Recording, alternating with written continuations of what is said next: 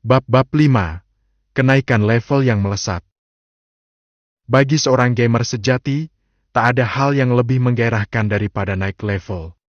Begitulah cara tercepat untuk menjadi lebih kuat, dan dalam dunia Wushen, peningkatan kekuatan hanya bisa diperoleh melalui satu cara paling efektif memburu dan membunuh para monster, khususnya Yao Shou, binatang buas yang telah berevolusi menjadi makhluk setengah iblis. Itulah sebabnya, ketika matahari baru saja merangkak naik di ufuk timur, menebar sinar keemasan di atas kota, Wei Yi sudah melangkah keluar dari gerbang akademi. Tak ada yang mengawalnya. Tak ada yang bertanya kemana tujuannya. Bahkan tak seorang pun memperhatikannya. Di akademi, ia hanyalah bayangan seseorang yang bahkan tak layak disebut murid.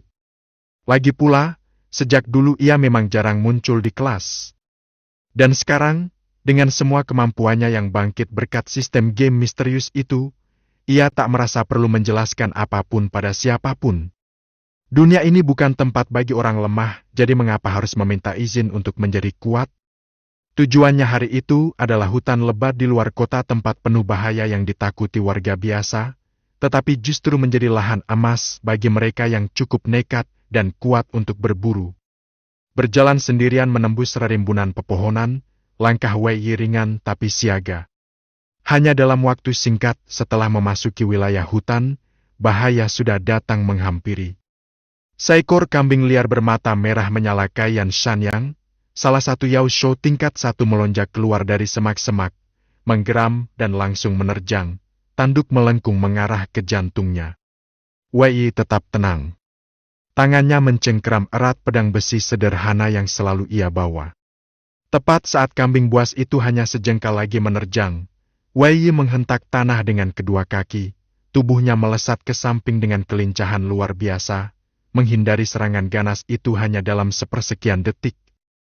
Di saat yang sama, gerakan tubuhnya mengalir seperti air, pedang di tangannya tiba-tiba berubah menjadi kilatan perak menyilaukan Storm Sword Teknik.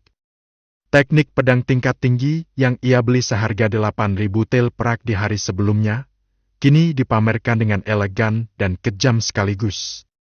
Swaing! Kilatan itu membelah udara, dan detik berikutnya, suara jeritan kematian menggema.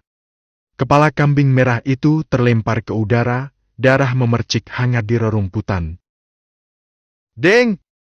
Pemain Wei Yi telah membunuh satu ekor Yao Shou tingkat 1, Yan Shanyang.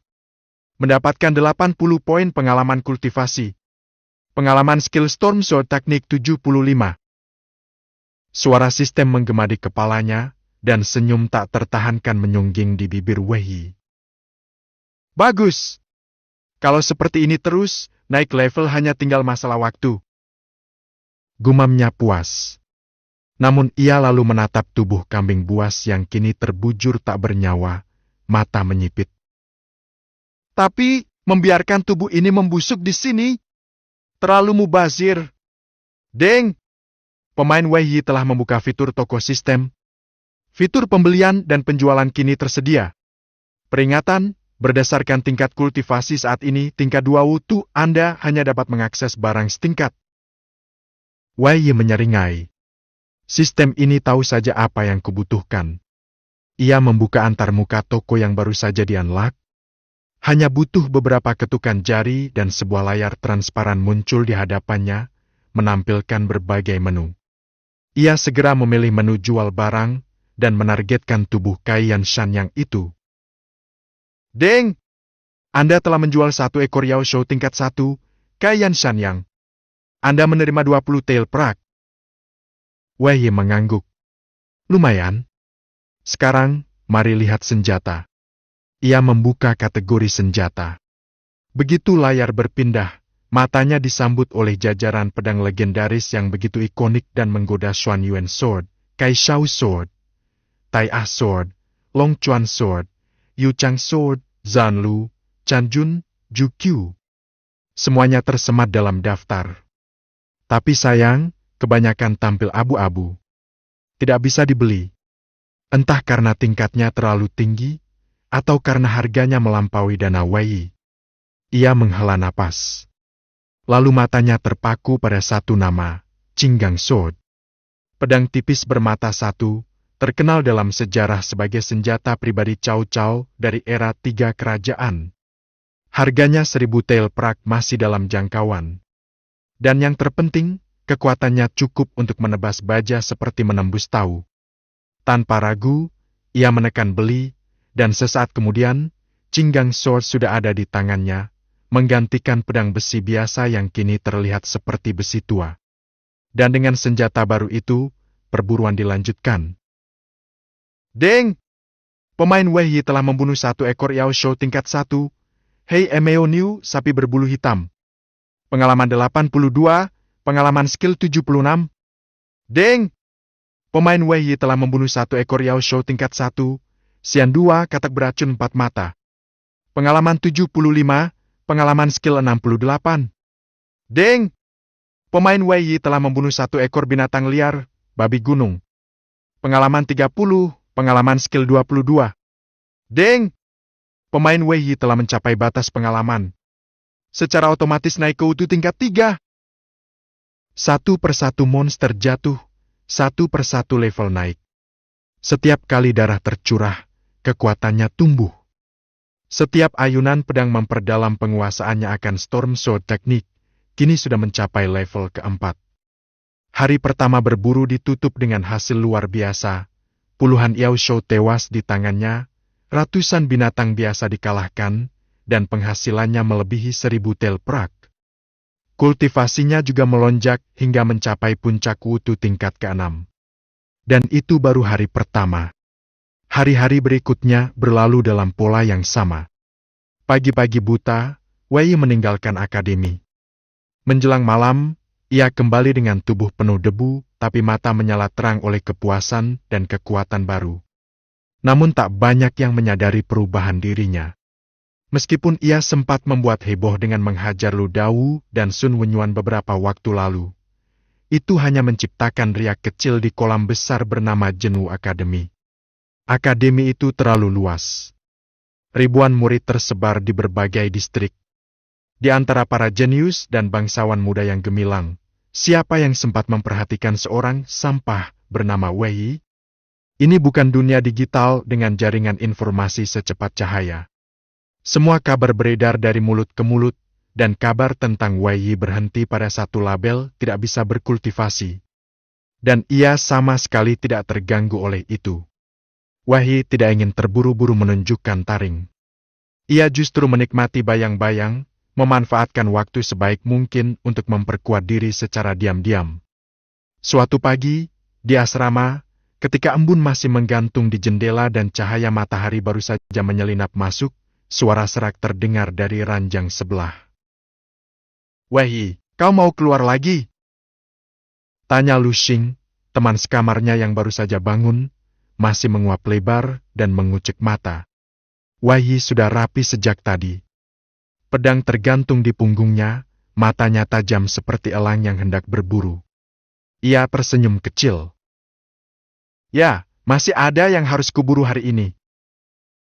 Jawabnya singkat. Tak ada yang tahu, dalam hutan gelap di luar sana, Wei Yi bukan lagi si pecundang. Ia adalah pemburu sejati dan setiap monster yang dia hadapi hanyalah pijakan menuju kejayaan. Iya, memangnya ada apa? Tanya Wei Yi sambil menoleh. Lelaki yang baru saja menyapanya adalah Lu Xing, teman sekamarnya di Akademi Jenuh. Sosok yang jujur dan polos, bisa dibilang satu-satunya teman sejati yang Wei Yi miliki di tempat ini. Ujian akhir sudah dekat, dan tingkat waktu evaluasi terakhirmu juga hampir tiba. Kamu gak lupa, kan? Lu Xing menggaruk kepalanya yang masih berantakan, raut wajahnya menunjukkan kekhawatiran yang tulus. Wei Yi mendengar itu, lantas menepuk dahinya dengan ekspresi kaget. Wah, kalau kamu gak ingetin, mungkin aku benar-benar lupa. Ujarnya sambil tertawa kecil, berusaha menutupi rasa kikuk. Namun, sebelum Wei Yi bisa melangkah pergi, Lu Xing tampak ragu-ragu, seolah ingin mengatakan sesuatu yang ia sendiri tak yakin layak diucapkan. Sebenarnya, ada sesuatu yang aku lihat kemarin.